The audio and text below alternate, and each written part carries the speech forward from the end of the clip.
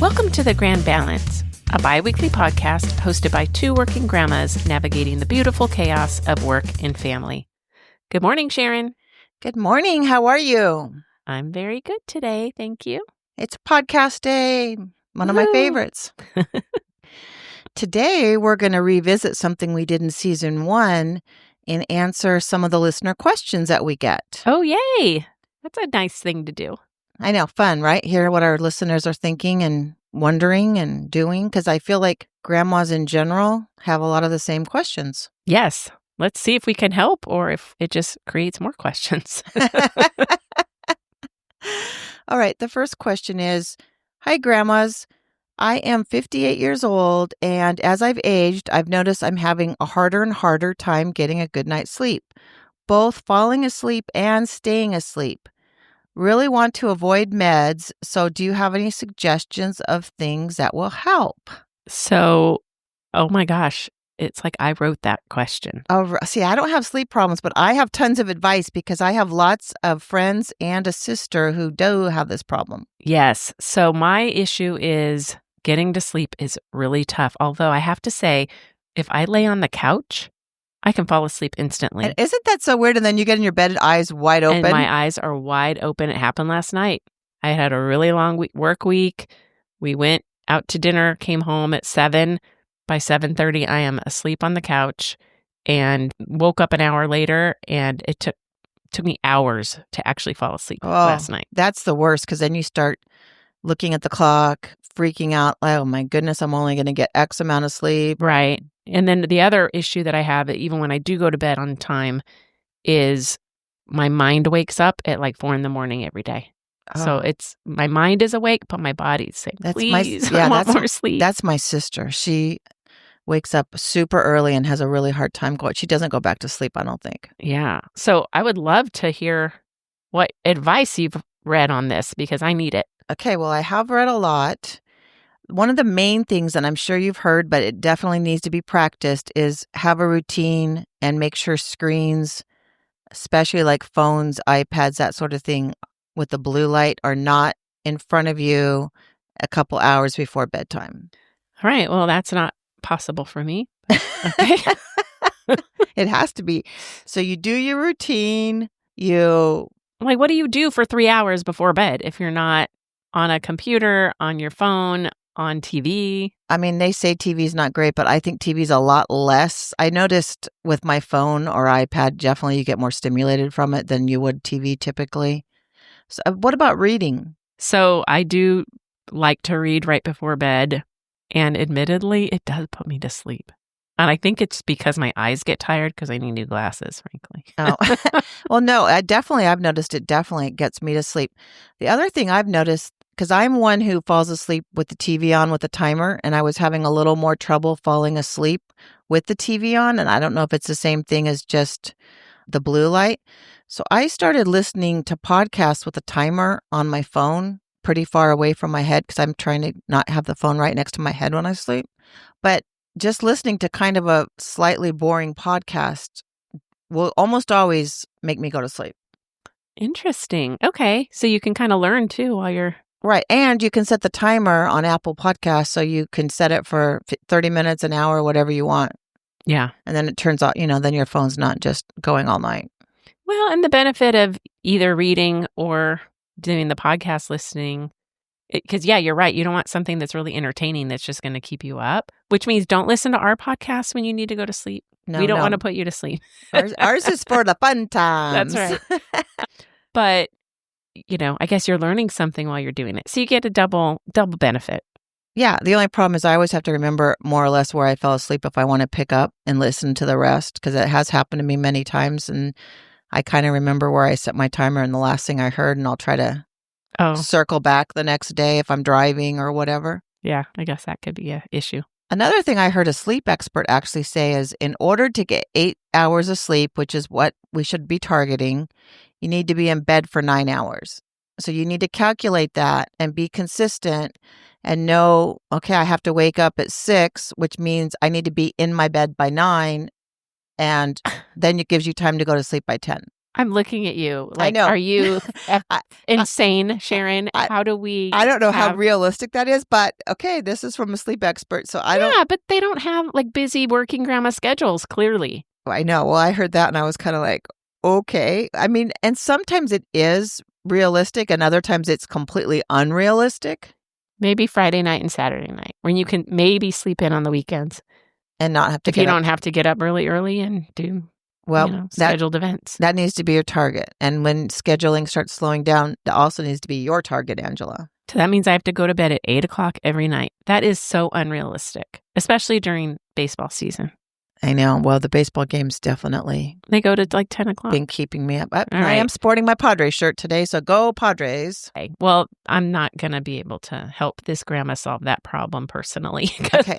I know this reader did not want to try any meds, but one thing I can suggest that it's not by prescription, but you can buy it over the counter. It's a gummy called Lights Out Sleep Support Gummy by Flav City.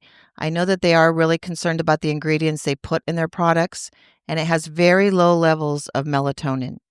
So this has worked for me. It's worked for friends of mine that have trouble, so I would definitely recommend that. We can put that on the website, not sponsored, as none of our things are. And then one other thing I found, which will be my fabulous find of the day, because I don't think a lot of people have heard about it. It is a heated eye mask, and it is so cool, Angela. I sometimes had, well, not sometimes, for a while back, I had problems getting styes. So I ordered these, and now I've noticed they're also really good for relaxing. They're disposable, and you just use them once, and you unwrap them, put the little paper loops around your ears, and it self-heats. So that sounds really cool. And I could probably try that. Even if I go to bed, I can't go to bed at 8 o'clock, just not happening. But even if I go to bed at 9:30 and having trouble falling asleep, I can put those on my eyes, and it's probably a little bit of a meditation too. Right. Like just closing your eyes. You could put your meditation app on, because you need to leave it on for 10 to 15 minutes. There we go. Okay, that is great. I'm going to try that. That's an excellent tip. I'll try that. So we will put that on our website too. It's called Cornea Care, and highly recommend. It's relaxing. Not only does it help you go to sleep, but it also will help you open up your ducts around your eyes so you don't get styes. So okay, double whammy. Kill two birds with one stone. There we go. Back on that track. All right. So Grandma, hey, I'm feeling you, and I hope some of this helps. Read, listen to podcasts that are really boring or educational to put you to sleep. Maybe just not something super stimulating and funny like ours. That's right. And then those eye masks sound amazing. Yes, I think you will really, really like it. Okay, let's get to our next question. This is coming from a grandma that's all the way in Florida. My granddaughter told me that her other grandma likes her cousins better, and it broke my heart, but I wasn't sure what to tell her without invalidating her feelings. What would you do? Ooh, this is tricky. This one breaks my heart a little bit. I think it's true, though. Unfortunately, I feel like grandparents have favorites more than parents do, really. I don't know if it's that, although I have to say, and I'm not going to say which grandparent it was, I did hear one of them say, so-and-so is my favorite. And I just looked at her like, are you kidding me right now?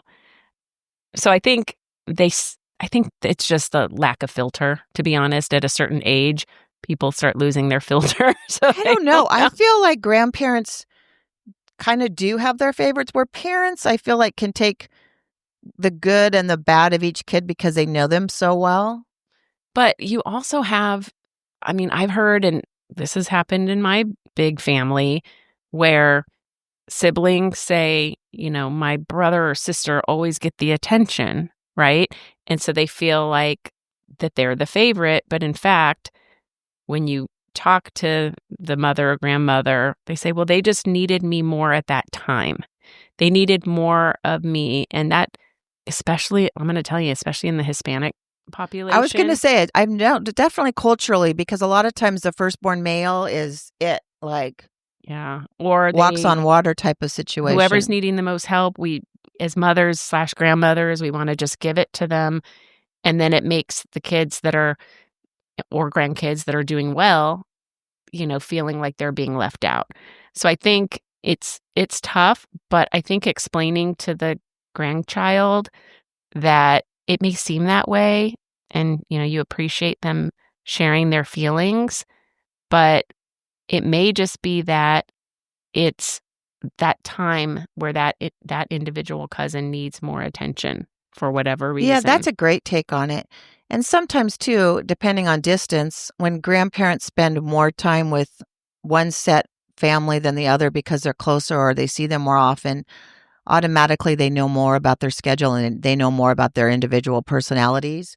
So a lot of times they will talk about them more, or because they know them better, they'll buy special gifts because it'll remind them of something. Absolutely. And even with, let's say my situation, I help take care of my grandson, multiple times a week. So I'm more engaged in that individual. And if the other set of grandparents live far away, or maybe they're not participating in, the daycare as much, I could see how it might seem that way. Yeah, no, I agree. Tough question, but I think that's a good answer because a lot of times what a kid perceives may not actually be what's going on too. So Right. it's nice to validate how they're feeling and explain that they are loved and They are loved. It has nothing to do with favoritism or lack of love. I think it's the availability, the location, or, just that grandchild needed that attention a little more at that moment. But making intentional one-on-one time with each grandchild, even if you're far, it's that short video or that shared interest is going to be really important. But we can't obviously talk to the grandparent that might be doing that. So right. No, exactly. And side note, you're talking about long distance. I am loving my Zoog app. I talked about it on another episode. It's ZOOG and it's an app. So now my little granddaughter and I send them back and forth, and it is so fun and so cute. So just a little reminder, check out that app if you have Apple. I believe it might be on Androids. I'm not 100%, but super fun and super cute. cool. Angela's excited. I'm in a different situation, but Yeah. I'm sure it's amazing. It's songs, books, so Yeah. forth, but very Yeah. cute. It's like having a Snapchat filter on a story. Cool. Okay, next question we have is from a grandma in Colorado. My son has a 10-month-old son, and every family function revolves around the napping schedule. There's lots of family members' schedules who we have to take into account and are affected, and I don't understand why on special occasions naps cannot be delayed or skipped. Should I say anything? Oh, this might be a zip it one. This is a hard one, especially if it's only related to special occasions. Well, and let me preface this. I bet it's the first grandchild or the first child in that family. Yeah, you're more strict with your I feel rules. like people Stick tend with to the rules. right, be very very strict on the napping schedule where it becomes much more realistic when number 2 comes along. Yeah, I would say that one is a zip it. I do too. And Sorry, just but try to you still need to do what you need to do, though. It's not like as grandparents, you should not go to events because of the grandkids. Like, if they're going to set those tight rules, then they can do it. They can go off and take the baby home or not show up on time or something like that. But if it's like the whole family has to hold just because of that, I don't think that's really fair. No, I agree. And I think the family with the baby should be respected on their time and their scheduling, but at the same time, like you said, everything else can be planned around it as much as possible, but things still happen and things on different schedules. Right. I mean, if it can be modified easily, great. If not, then we'll see you when you get here, kind of thing. Yeah, good. That's perfect advice. I think I agree, a zip it situation where when they get there, everyone should enjoy them and not really get in any arguments. Yeah, I would agree. And family peace. Admittedly, so, even on the day-to-day nap schedule, I try really hard to help make sure that maintains consistency. But it kind of stinks sometimes because I want to do cool activities with my grandson and I have to say, okay, what can I do in 2 hours? The wake windows. Yeah. Like, what can I do in 2 hours so that he doesn't fall asleep on the way back? It doesn't disrupt. And so it's quite the juggling and being creative on, okay, if I have to do drive time, what can be an hour, this and that. And that's where I think if you live close enough to zoos, aquariums, parks, you can get those fun times in. But like, I wanted to do something the other day and I had to be just so strategic, and he wanted to stay. And I said, we have to go home because we have to Nap time. Get back to nap. Yep. Well, I'm so excited because my granddaughter just went from 2 naps to 1 nap, which opens up a whole new world of possibilities. That's what I'm on. And you think that. But it's still rough because of at the time he goes down. I'm not saying it's not hard because you still have to work around a nap, but it's a lot easier than working around 2 naps. That's true. That is true. And when we have the second grandbaby coming soon, oh my gosh, I think I will just be constantly figuring out. They'll probably be sleeping all at the different times too. I know. All hands on deck. All hands on deck 24/7. Yeah, I like it. Okay, we do have one more question. This is from someone in Texas, a grandmother in Texas. My granddaughter never has socks on. I'm already laughing. And I get annoyed because I don't want her getting sick. Should I just carry around socks and put them on her, or say something, or just not do anything? Okay, so this is the funniest thing because this totally reminds me of my in-laws so much. Well, okay, it reminds me of me. Oh, no. Oh, my gosh. Every time my little grandson comes to the house, he does not have socks on. And the first thing I do is feel his little feet, and they are always ice cold. And it does drive me a little insane. So I'm with you, Grandma, on this one. But I have to say, because this was a big deal for me not too long ago, where I was, like, why aren't we ever having socks on? I never in my life would have thought this was going to come up, that it mattered to you. I thought it was so outlandish. No, maybe I am. I don't know. But I have to say, I did do a little research on this. Okay. What did you learn? Am I being overprotective Nuts. or crazy? And in fact, babies have a hard time managing their internal temperature. And so where the heat releases is from their hands and feet. Oh, interesting. Yes. So they say by the age of like 12 months that they have more of a mature thermoregulation. So, but before then, so like for little babies from 0 to 6 months, you have to have socks and hats on, if I remember this correctly, because that's, the feet and the head is and the hands is where the heat comes from. Like 6 to 12 months, I think they start adjusting more, so it's not as critical. And then 12 months and up, if it's cold, like under 60 degrees, you should wear socks. But anything beyond that, they should be okay. I never thought about this living in temperate San Diego because we don't really have much temperature swings. The importance of socks was completely lost on me, so I never said a word about socks or lack thereof. But I have to say, somebody brought this up to my attention the other day at work. There was 2 women who have daughter-in-laws, and they were saying, what should I do for this or what should I do for that? They were asking me because they know we have this podcast. And I'm giving them, my feedback. And they're like, but is it different because of your daughter versus daughter-in-law? Like, will they take it more critically because they're the daughter-in-law and they think you're judging them?